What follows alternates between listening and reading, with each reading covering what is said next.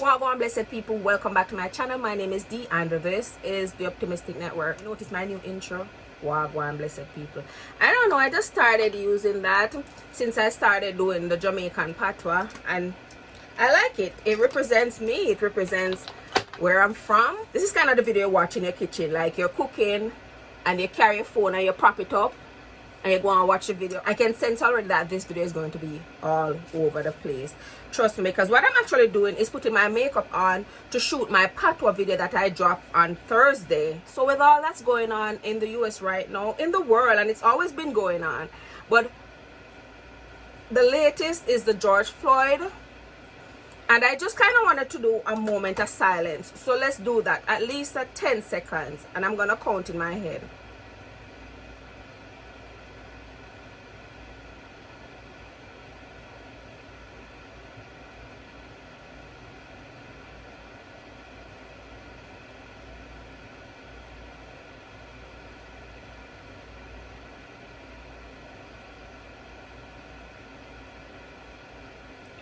I kind of just wanted to chat, just talk about what's going on. And what's going on is nothing new. It's been going on, but it's good that people are shedding lights on it, that actually people are actually speaking up. Whether you believe it or not, not everyone is wicked. And wickedness does not have a color or a race. Wickedness is just in a person. Wickedness does not wear a uniform or anything like that. Trust me, you don't get a good policeman just put a uniform on and becomes bad. No, a good policeman put a uniform on and he's still a good policeman. Actually, in many cases he becomes a better policeman because he sees a lot of injustice, and what he does is it makes him better. It makes him want to do better. So wickedness does not come in color. So that's the first thing I want to say. And racism is blatant, and I'll be a hypocrite to sit here and say racism is not real and it don't exist, because that would be a blatant lie if I sit down and tell you that, oh, it's not racism don't exist. That would be a lie, because it actually does. And I can tell you that because I've experienced racism at its best since I've been living in America. I'm telling you that. I lived in New York for a while, and it wasn't bad. I did not experience not like that in New York until I moved to South Dakota. And I'm gonna tell you some stories too that are gonna kind of freak you guys out. Well, it's just gonna be some stories. I don't know if it's gonna freak you out, but they're true stories. I keep messing up my bro. And like I said, I warn you, this video might be all over the place. I live in the Midwest, South Dakota, and that's known as one of the most racist state. One of the most racist state. And I have this video that I posted about racism that I experienced. It happened in the morning, and I just could not sleep the night, and it was like 2 o'clock, and I got up. It's a terrible quality video, but I was just basically telling what happened. So, you know, like they would say, get up and write it down. I just got up and I recorded it and I posted it, and until this day it still gets comment, it still get watched, but a lot of people not liking it. People commenting that, oh, South Dakota is not racist or whatever. South Dakota is racist. Is everyone in South Dakota racist? No. I've experienced racism by white people and racism by police, and not just any police, white police. Is every police in South Dakota racist? I wouldn't think so. I hate to think so, but I've experienced that. But for the most part, I've had good experience. There are nice people living in South Dakota. I have some real nice people, especially here in Aberdeen. They're nice and kind, and they always say hi. But racism is out here. People are racist out here. Some people are racist, but everybody's never ever gonna be racist. And hats off to you if you're a different race and you just see us as one race, the human race, because that's how I see. And for the longest time I used to tell myself that I don't see race, and one time a friend said to me, she said, Dee, you have to see race because it's there. And then I looked into it and I started thinking, you know, she's right. Race is there, and I do see race. Even though I'm saying I don't see race, I do see race, because when I see a person, the first thing you see when you look at them is their appearance, especially when it comes to being white or black. That's the first thing. So you go in Walmart and you see a white person, that's the first thing you notice. Oh, he's white. But I'm not noticing the first thing that, oh, it's probably racist, or that she's probably racist because she's white. But I'm gonna tell you this, there is. And yes, what happened to George Floyd is so upsetting to everyone because the world experienced it. People keep saying the video was 6 minutes. I watched the video for 10 minutes and 19 seconds. When I started watching the video, the policeman was on his neck kneeling. And when the video got done, in 10 minutes and 19 seconds, that's when the ambulance came. And he got up off his neck, like right as the ambulance came. So it was like 30 seconds getting off his neck. So he was damn well on that man's neck for over 10 minutes. That's wicked. Like, even if I hate someone, that's just some killer instinct. That's just some serial killer shit, bro. I know for the longest time we turn a blind eye and all that, but it is actually getting from bad to worse, because what we saw with George Floyd, any one of us could experience it. You know why I could experience that? I have uncles that's his age, brothers that's his age. My dad is older, but he's still a black male. I'm a black woman, so my whole family is pretty much black. Yeah, so it could happen to any one of my family. I have a brother that's been out here to visit me. He's actually thinking about moving out here, and that could happen to him. That could have been him, and if things don't change, it still can be him if he actually moves out here. So you see where I'm coming from? I just cannot turn a blind eye, and it's just not right. We're all one people, and we just got over, are we even over it? I don't even know anymore. We just got over a pandemic, but I don't think we're even over the pandemic. But I don't hear any cases of people getting any new cases. So I don't know, probably we're over it. I don't know. That pandemic, or this pandemic I should say, should be one reason people should say, hey, we're all equal. No one is better than any. Because in that pandemic, or that pandemic that just passed, or that pandemic that's going on, I don't know what to say. So I might say that or this pandemic. Listen, it affected every race, every culture, rich and poor, every class. It affected everyone. So isn't that, I feel like that's just evident that we're all equal. God's not partial. Like, disease is not partial. The only thing that makes you privileged is the color of your skin. That's some bullshit. I was telling you guys that I've experienced racism, blatant racism, a couple of times out here, more than a couple of times. And I'm gonna tell you the stories. First time I experienced racism, 3 of us walked in Walmart. I think it was summertime, and we were gonna grill or something like that. We went to Walmart to get some stuff. So park in the parking lot, walk into Walmart. Soon as we enter Walmart, this lady was coming up the aisles. We were coming from the front door, walking to go down one of the aisles. You know what, this lady, she looked right in our face. She waited until she was like probably 8 steps away from us. She looked right in my face, because I was in the front and, you know, everybody else was beside me, or it was 3 of us. I think we were walking side by side. I don't want to lie. Guys, if you hear something, it's my fan. I'm so freaking hot. It's hot in here. It is like 80 odd degrees outside.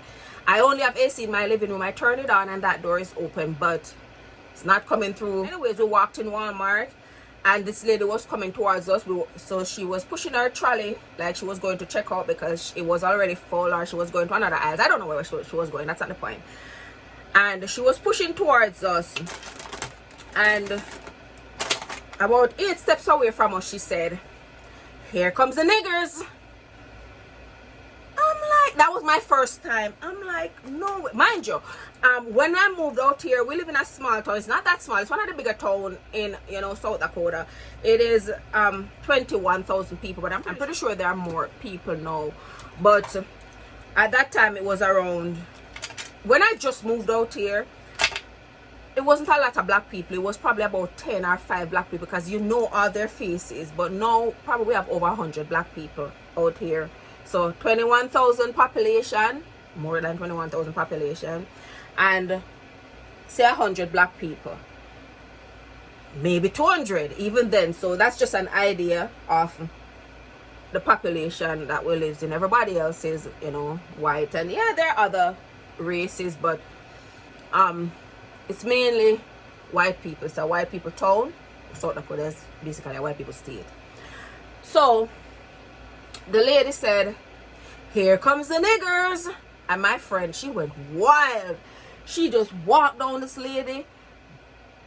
She walked down this lady behind her. She was like, "What the fuck did you say? Say that shit again. Say that shit again. Let me kick you in the throat." And I'm like, let's go. Because, I mean, what are you going to do? Are you going to fight everybody that says something racist to you? No. That's what they want. They want to say we're angry black people. Of course, we're humans, so we're angry because you're saying stuff to piss us off. So it's kind of like the whole current trend that going on where Karen is just lie and troublesome and all that. That's so... You know, that's how racist people are. They'll say some shit to you to piss you off, and then you started going off. And when the police come, guess who the police is coming for? Guess who the police is coming for when the police comes? It's coming for you as a black person, because you're just mischievous and you're problematic because you're black. That's what we're associated with, right? Being problematic, ignorant, aggressive. And for the women, they say they're, you know, sexually provocative. If you guys don't know, that's a stigma, that black women are sexually provocative. Anyway, that was my first racist encounter. The second time, we were coming from Minneapolis, the same Minneapolis that they killed George Floyd. Yeah, we frequent there all the time, especially in the summertime, because the Mall of America is there and most businesses are there, because South Dakota really don't have, you know, a lot of business that black people would really, you know, like.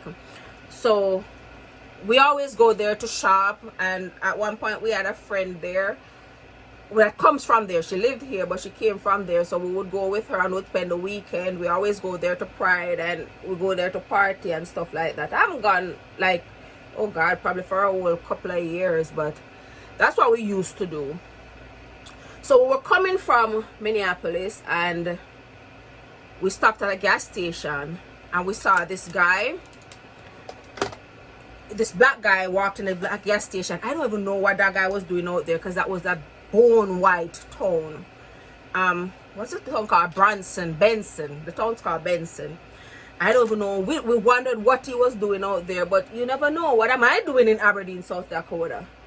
So anyways, what had happened was we bought gas and went in to get snack, because we have 5 hours drive. It's from Aberdeen, South Dakota to Minneapolis, 5 hours drive. So it was like 2 hours out of Minneapolis. So black dude walked in the gas station, Benson gas station, and he saw 2 white men. One was a boy and one was a man, obviously like father and son.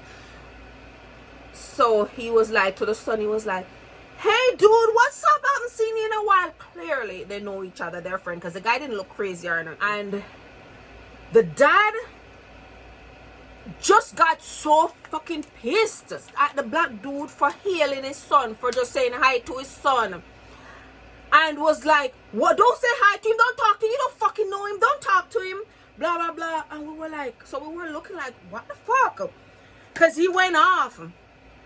So anywho, guess what happened? Of course the gas station owner called the police. That's what they do in America, they call the police, because the white guy, the black guy, was answering back like, "He's my friend, I know him." Like, what? He wasn't even rude to the man, he was just like, "He's my friend, I know him."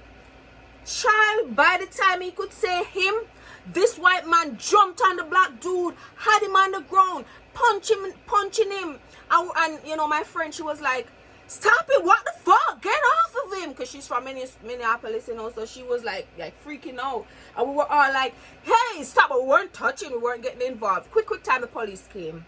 Guess why the police came? And don't mind you, so when the guy heard the police car siren coming, because by this time they were outside, he basically wait until he reached outside, he attacked the guy. So the police car came, and when the white dude heard the police car coming, you know what he did? He pinned down he pinned down the black guy's hand. Mind you, all this time, like 5 of us was in 2 cars. So, but all this time we were there watching and we saw everything.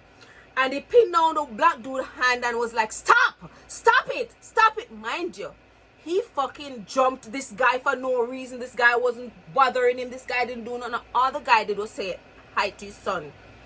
And he jumped the guy. And these are untold stories. We've never told. I've probably told like close people, like friends, but I've never really told this story. So anyways, when the police came, they grabbed the black guy and rough him up and throw him on the ground. And because actually the white guy had him on the ground already with his hand behind him. So basically he detained him until the police came and had the guy on the ground, throwing him around. So now when the police came, they just grabbed the black guy and started just continuing the terrible treatment, like continuing to basically harass him, like throw him on his face and stop fighting. The guy was not fighting. We saw that the guy was not fighting. So my friend was like, what the fuck? And we were like, he didn't do anything. We're trying to talk to the police, and one of the police walk up to our car and say, get in your car and get out of here now before I lock all of you up. Get out of here, leave. All this time, they had the black guy on the ground. I'm telling you, I swear to God, this black guy didn't do shit. All he did was say hi to the white man's white son. That's it. Ain't that racism? Why you came and you didn't ask any question what happened? He didn't even ask. They didn't even go in the store. They didn't even go in the store. They asked no question what happened.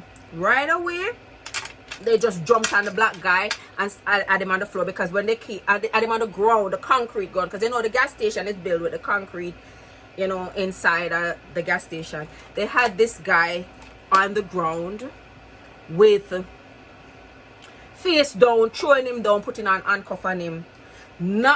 Up to now, they didn't ask what happened, and the police, while we were there, still there talking, just trying to tell him, not trying to be problematic. We were just trying to tell him that, hey, he didn't do nothing.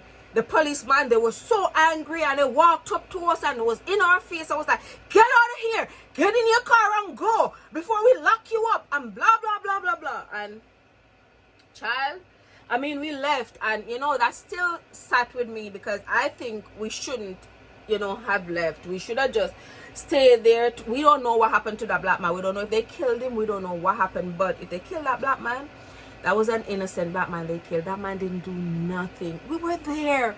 We saw them. We were in the store buying snacks, and the guy just walked in and saw the guy, was like he would say, oh, hey, what's up, man? And he started like walking towards him to like give him a bump, or that whole greeting that people do. Yeah. And the dad jumped on the guy, and I don't know what happened, but I think about it every so often. I swear to you, not just because this is going on. I think about it all the time, and we used to talk about it all the times too. My friends and I like wonder what happened, and a couple of times we said, among each other, like, that was wrong. We should have did something. We shouldn't have left. But we were in the middle of nowhere. It was a white town. I'm pretty sure we would have just ended up face down on the ground too, hands behind us, face black and blue, or just shot too by the police, because he was like threatening to lock us up. He didn't ask one time what happened. He did not ask us one time what happened. And that kind of bothered me, that I did that I actually left and didn't do nothing. Now we don't know what happened to that guy. Again, that could have been my brother, my father, because they're black. And I guess that's all they see when you're black. My next experience was with the cops. Again, this is Tuesday, June 2nd, the Blackout Tuesday. Yeah, that's what day this is, and this video won't drop until Monday. I don't know what the Monday date, but I post video Mondays and Thursdays. And by the way, if you guys are not subscribed to my channel, go ahead and smash that subscribe button, turn your notification bells on, and get active in the comment. So yeah, this video will be Monday, but it's Tuesday, and I'm recording it Tuesday because I'm putting my makeup on, and I just want to talk because I'm home alone. I really don't have nobody to like talk to. just kind of like talk. So I figure, why not do it with you guys? I see you guys as my friend. We're friends, aren't we? When I just moved out here, I was going to school 1.5 hours away in Watertown. So I used to drive 1.5 hours every day, Monday to Friday. 1.5 hours drive right after work. Well, unless it's my day off, but I used to work the night shift. I'm supposed to get off at 7:30, but I used to leave at 6. You know, I talk to them and I leave at 6 so I could get home, shower, and drive 1.5 hours to get to my 9:30 class. That's what I used to do, and I did that for a whole year. So every day I was tired because I was leaving work, driving to school. So, and my last class ended like 5:08. The second semester of that year, my last class ended at 7:30. So I'll be gone all day, no sleep. What I used to do when like my breaks in between class, when everybody's going for lunch and everybody's doing this and doing that, what I was doing, God bless my soul and all of us, what I used to do is just go in the little fire area at school, the little fire area I used to go and just put my backpack. They used to have some couch there. I used to put my backpack down and lay my head on my backpack and take a nap. It wouldn't be no sound sleep. Remember, it's in the fire and it's cool, so a lot of noise. Every so often someone would come and sit there, and you know you have to be awake because you don't know. I mean, it's kind of pretty safe out like there. It was kind of pretty safe, and camera was there, but you never know if somebody's trying to steal your bag, go in your pocket, so or come and try to do something to you. So if you hear somebody come and sit down there, what you have to do, like be alert and sit up. So it wasn't no good quality sleep, but it was a nap and it brought me through. And one day I left school, I was going home. It was still light out, but it was evening, so it was like 4 or 5 o'clock in the evening, and I was driving my 1.5 drive to get back home, and I was in the slow lane. It was a dual carriageway. Where my way has 2 lanes. The other side has 2 lanes. So I was in the slow lane. You know, there's a fast lane and there's a slow lane. So the right hand, in America you drive on the right hand side. So the right hand lane is the slow lane, and you use that lane if you're going a little slower. You leave the left hand lane for cars that want to go a little faster. A lot of people don't know that, but there you learn something. So I was in the slow lane and every car was just flying past me, but I was just going 65, and I kept watching because every time I drive on the highway I check my speedometer every now and then that's in my car. So I kept like watching, and you know when you're just chilling and I'm playing my music because I'm trying to stay freaking awake, so I can't drive fast, I'm trying to stay awake, and I was going between 63 and 65 I was going because I kept watching. That's what I do, and trying to stay awake, because like when you're in your car driving and you're tired, you're trying to be alert about everything. So what I was trying to be alert about was my speed, and I know this because this is what I always do. Anyways, you know, cars are passing me, flying by, whoops whoops, on my outside in the left hand lane, just going around me, which is fine because it's 70 is the speed limit. I was going 63 to 65. So I'm driving, minding my own business, playing my music, just can't wait to reach home because I'm so tired. And I saw this police car on the opposite side of the dual carriageway going where I'm coming from. So they're going back, what's that? I don't know, north. They're going north, I'm going south. So he turned around. I didn't see that he turned around. Like I said, I was minding my business watching, but I saw when he passed going that way. So I said, he came up and I saw a police car coming behind me. And I saw the light on. I'm like, is he pulling me over? Like, nah. I didn't even notice it was the same police, because you just see a police car, you don't see the police or not like that. I'm like, is he pulling me over? Nah. And all these cars are flying, passing me by. Anyways, he pulled me over and I moved over, and he walked up to the car and he said, ma'am, do you know why I stopped you? And I said, no. He said, I was going that way and my speedometer picked you up going 78. I'm like, officer, I've been driving between 63 and 65 from Watertown.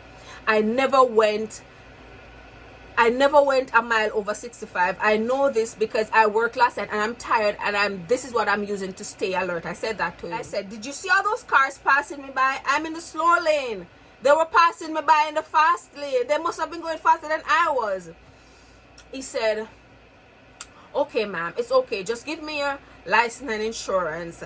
I just picked up something. I didn't know if it was you, but I picked up someone going fast. So it could have been one of them. Like, dude, come on, you're smarter than that.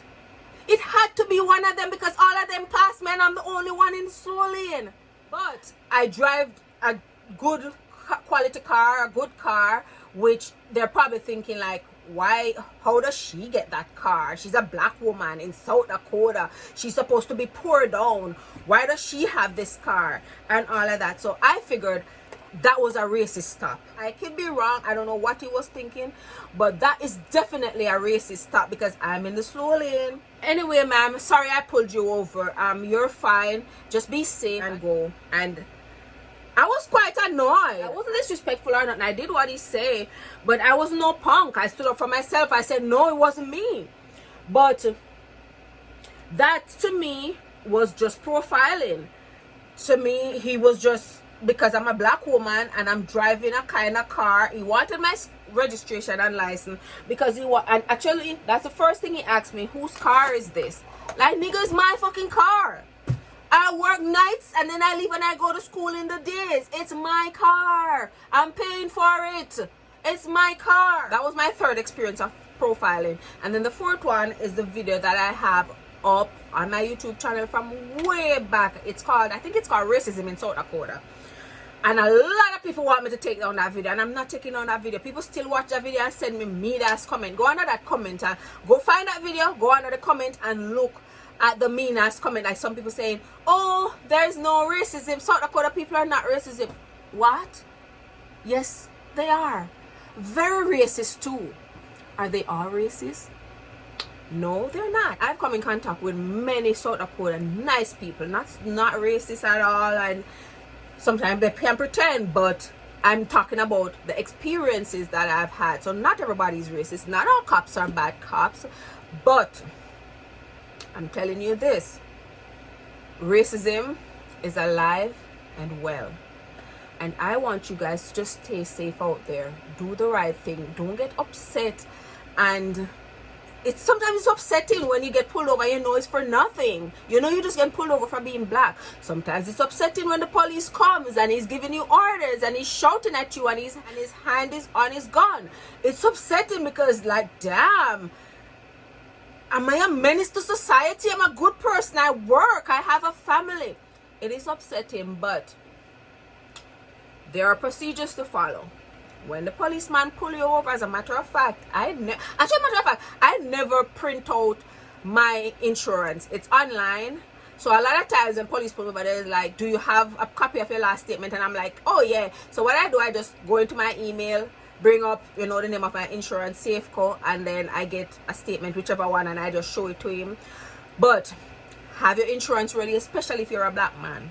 Have your insurance ready. Have your license ready. When the policeman pull you over, you pull over. It's okay to ask, what did I do, officer? If he didn't tell you, you're supposed to tell you. If he didn't tell you, it's okay to ask. Keep your hands on your steering wheel until he asks you for something. It's upsetting. And it is sad. And I don't want to cry, but it's sad. And it's upsetting, but just do the right thing because it's not worth your life. You have the right to remain silent. You don't have to say anything. Just do the right thing. Put your hands on the steering wheel. Do what he said to do. If he asks you for a license, try not to be angry. Control yourself. Find a way to breathe. Count from 1 to 10. If he's trying to be argumentative with you, ignore it. Ignore him. Just give him what he asked for. Say nothing. Keep your head straight. Keep your head straight. Keep your hand on your steering wheel because that's the only way you can save your life. Mind you, to how it's going now, that probably will not save your life because I'm seeing some disturbing videos. Like disturbing videos where people have their hand behind their heads and officers just run up behind them and kick them in the back. People have their hands behind their back and head on the ground. Officer just start hitting them in their back with baton. Like, what the hell? We're not dogs. We're human beings. We can't help that we're black. It wasn't our choice to born black. It's not our choice to be black. Black is not a choice. Being black is not a choice. Not all black people are bad. And another thing, as I said, that not all black people are bad. You know, you have a lot of black people that fight against each other. They don't support each other. They're bad mind and all of that. You need to stop it too. You need to support your own. Stop commenting negatively on your own. Stop rubbing off your insecurities on your own. Not saying don't support other race, because that would be racist too. But I'm saying support your black people. Yeah? Stop fight against your black people. Stop being bad mind. It don't make no sense. It don't make no sense at all that you're fighting against your own. Who say you can fight against your own race, but another race can't fight against your own race? If you can fight against your own race, don't be mad when another race fight against your race. Everybody's putting up Black Lives Matters and this and that, and they haven't spoken out in years, including me, because when we saw what happened to that black man, we should have stayed there. We should have drove to the police station. We should have followed those police and just tried to tell our sides. Did we do it then? No, we did not do it. We can't go neck to neck with the police because they're the harmed person. They have the gun. We are minority, which is sad, because we are still American citizens, or maybe some of us are residents. We pay taxes. We have the rights to be protected. We don't need to be scared when we see the police behind us. When we see the police lights say woo woo woo pulling us over, even though we know that we're straight. We didn't steal this car. It's our car. Everything is fine. We have our papers, we have our driver's license, we're legit, but we're scared, including me. Sometimes you're like, what? No. You're scared because of the color of your skin, your complexion, your race. You're scared because of your race. God didn't make us this way. God didn't make us this way. My hat goes off and my respect goes out to all the policemen with good heart. Because it's not policemen with good heart. It's men with good heart. But they're policemen and I call them that. So if you're Caucasian or any other race with good heart, my hat goes off to you and you have my ultimate respect. But all the wicked people, which I feel like need to be screened extensively before they become a member of the police force. They need screening, psychological screening, because, and I know sometimes they do that, and people pass still because they're psychopaths. They know how to act normal when they need to act normal, but there must be some way to find out to choose good police officers, especially Caucasians that are angry. And for all the wives of those Caucasian police officers home, those wicked police officers, you need to stand up and talk, because I know when they come home in the evening, they discuss with you, oh yeah, I fucked up a nigga today. A nigga was fucking upsetting. And the nigga was doing I did that. You need to be a wife and say, hey honey, he was a person. He can't help that he's a nigga or a nigger or whatever you call them to be demeaning. He can't help what he is. Just keep in mind he's somebody's son, he's somebody's brother, and maybe somebody's father. That's what should matter.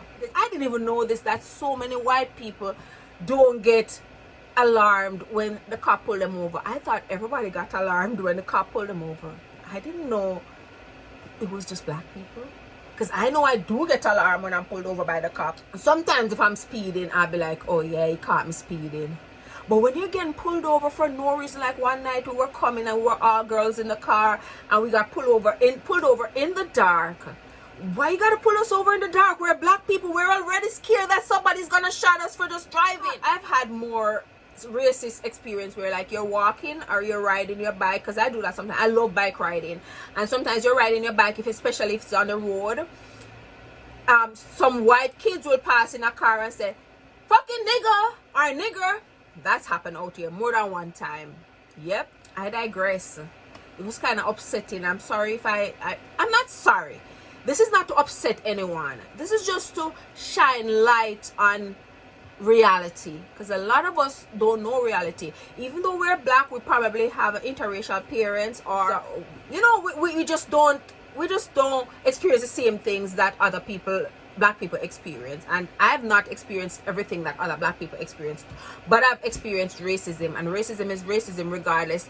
Thank you guys for watching. I'm gonna stop talking. I love you guys. Stay safe out there, especially if you're a black person, especially if you're a black man. Stay safe out there, and just know that I don't know what to tell you, and it's hard. It's the hardest thing when you don't know what to say. But I hope you guys enjoyed this video. Don't forget to like and subscribe, and I'll see you in my next upload. Mwah, mwah, mwah. I love you guys.